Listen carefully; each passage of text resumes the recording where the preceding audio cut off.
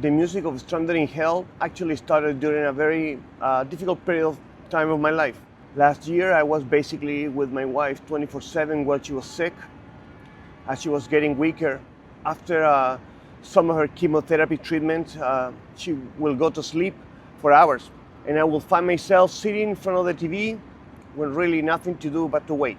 I hadn't played drums for a couple of years because of everything that was going on, you know, but I felt like I needed to do something.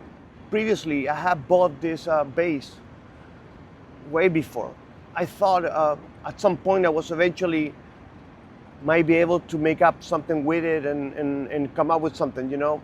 I never really did until that moment when I was sitting in front of the TV with nothing to do. So I picked it up, and little by little, I went creating pieces of music that started coming out of me. There was no plan to make an album. It was just one part and then another part, and I started putting all those pieces together. And I ended up trying to make sense out of them. Almost every song on Stranded in Hell started with a bass.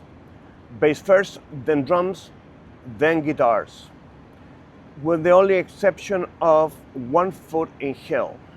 I started out thinking with the guitars.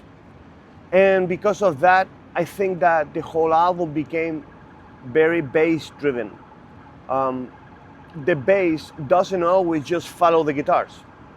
Sometimes carries the song. Sometimes it moves independently. And sometimes it's doing something completely different underneath of the guitars. That's really how Stranded in Hell began. I didn't sit down thinking I was going to make an album. I just started making music again.